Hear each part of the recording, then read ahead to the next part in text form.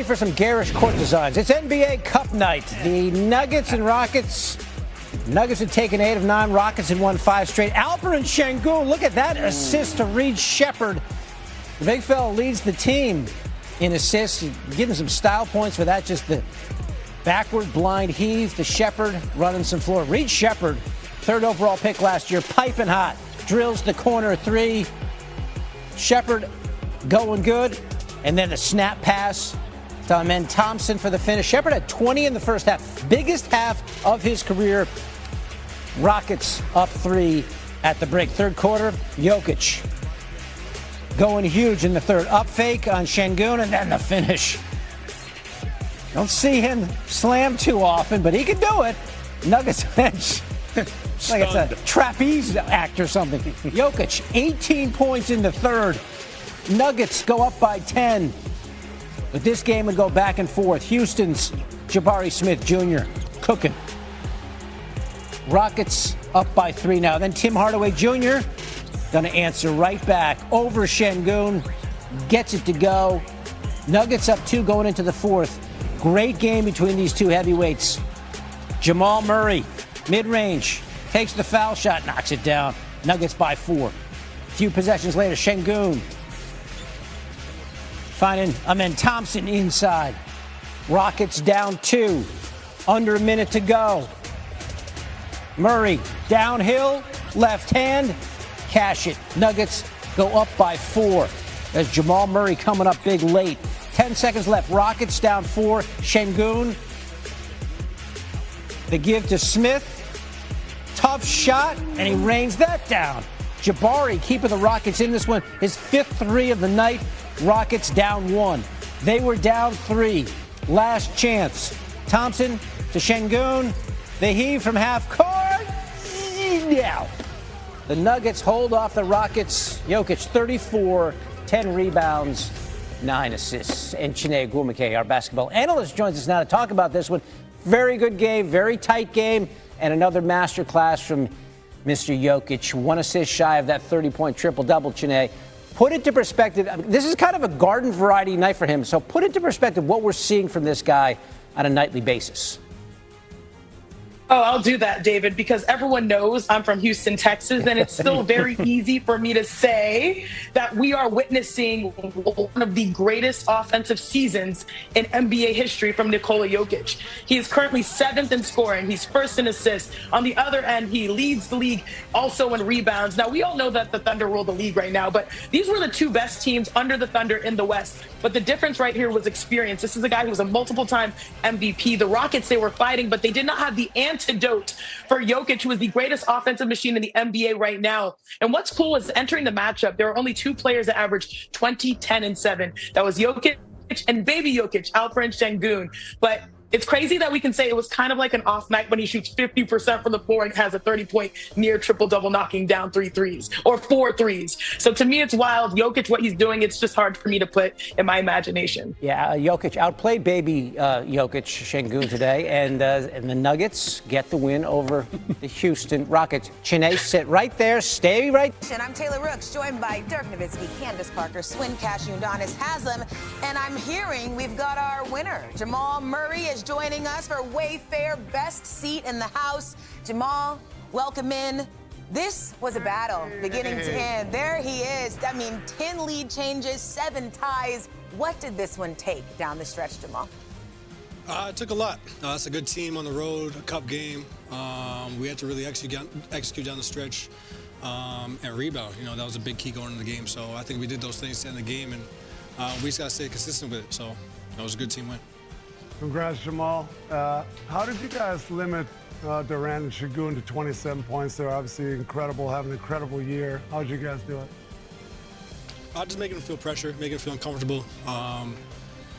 You know, being physical, being there on the catch. You know, just making them think about everything they do, and you know, at the same time, they still had a great game, and you know, they're tough players. So you know, we just gotta. I'm happy with what we did. You know, our defensive execution, our defense attention to detail was really good tonight throughout the game. So, like I said, it's a really good team win. Jamal, I understand in the playoffs, 2023, we saw a lot of you and Jokic in that pick and roll to close games.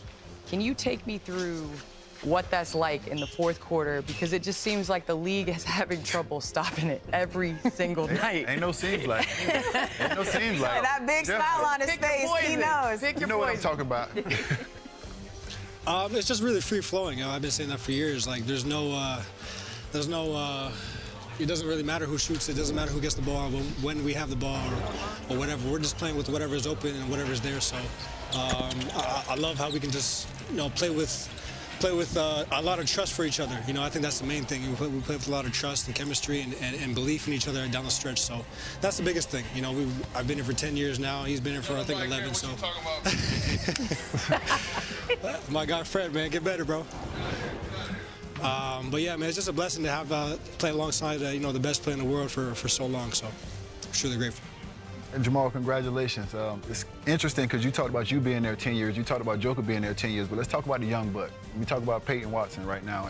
And I know what he did last game offensively, but just talk about him being a Swiss Army knife, stepping into that role, starring in that role, guarding multiple positions, rebounding, bringing that effort and that energy, and what a guy like that can do for your team.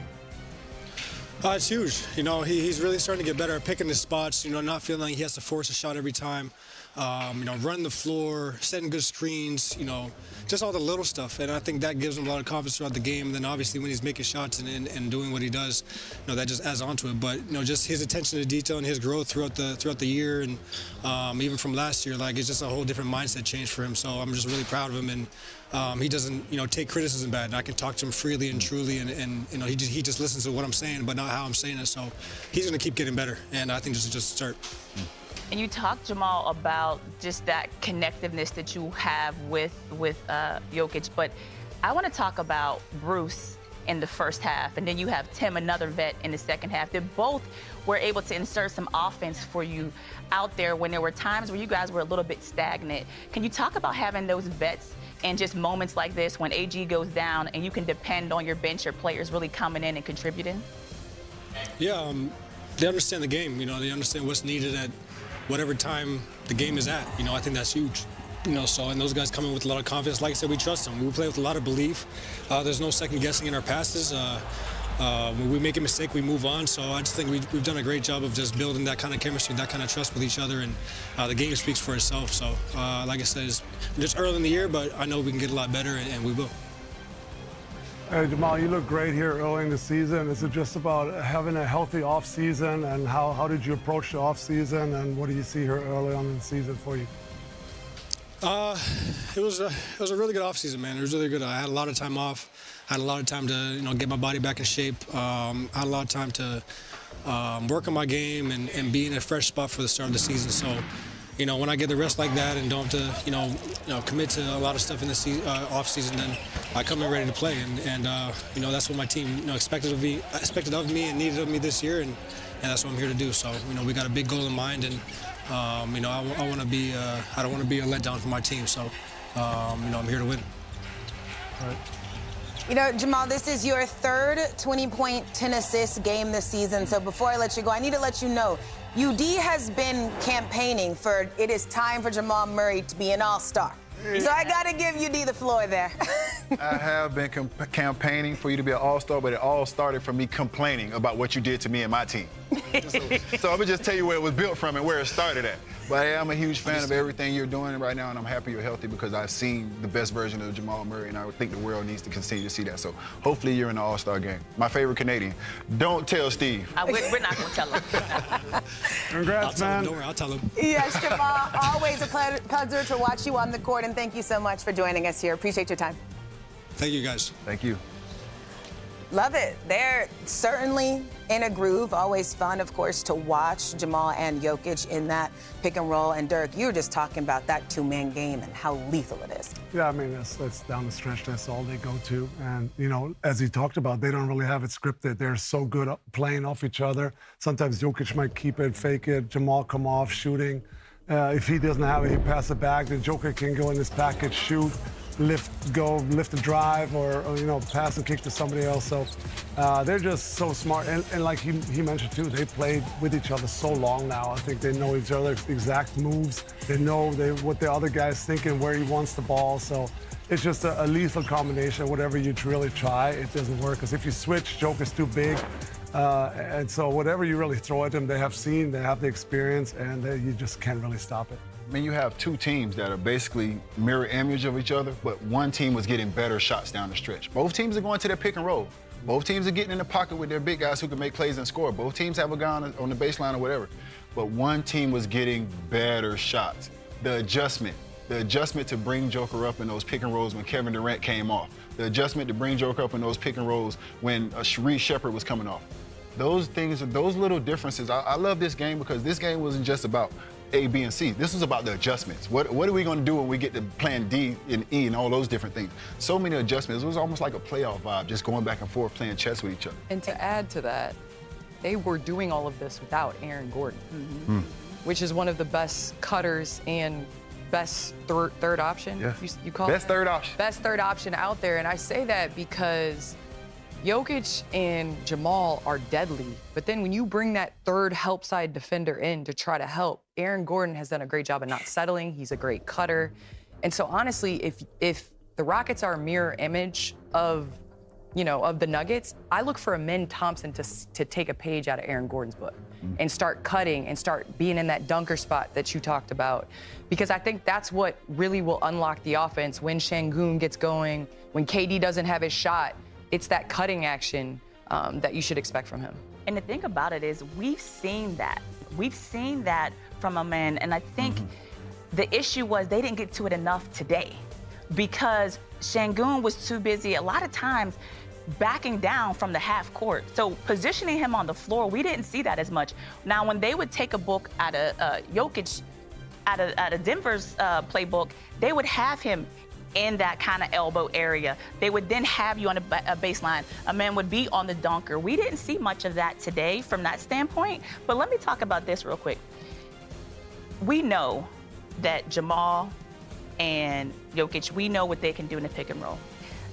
That front office has done a phenomenal job of finding the right pieces. Guys that understand whether it's the shooting, whether it's the slashing, whatever you need to go around those two pieces, that's what the name of the game is. Because even when guys leave, you refill with the same guys that have the skill set to help you make everyone else better. And I think that's what they've been able to do year in and year out. And guys know their roles and we know what they're gonna go to. What I didn't see was more KD for me down the stretch. The ball in his hands just a little bit more because his triggers, you talk about it all the time, UD. He's gonna get you a trigger. And even if it's a double, we're getting to the second option, the third option. I didn't see enough of that, I thought, down the stretch. I needed more deception. I don't need him bringing the ball up because the defense will load up. Bring it up on the strong side, swing it to him on the weak side, then come up and set a pick and roll. That way you can loosen up the defense a little bit. If he's gonna bring it up, then you're gonna set a pick and roll. Joker's already made the plan to be up on the pick and roll. The defense is already set, so just a little more deception. I'm not a coach.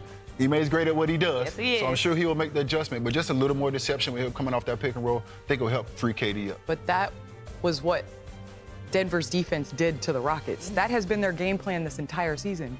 Şengün backing him down, initiating the offense, and Joker, yeah, he almost had a triple-double, but on the defensive end is where he stood out. I don't know many people that are gonna stand Şengün up like Jokic did. He took a couple fouls, had 5 early in that fourth quarter, but I thought the difference is he took the Rockets offense out of rhythm because Şengün wasn't initiating the offense. He wasn't able to get to his spin and his easy paint points. Dirk, what did you see in that battle between baby Jokic and Jokic? Yeah, I mean, Şengün didn't get to his spots. He's so big, he usually overpowers guys, and then when he drives from the top, he gets so deep on the left, and then when he spins, he's literally like 5-6 feet from the rim. So he shoots his little jump hook or his little leaning in. I feel like against Joker, he didn't get to that spot. Joker stood him up earlier, already free throw line. He had to back out, try another move. And so I think Joker did a great job on him. Overall, they got like I said, they held KD and Şengün to 27 points.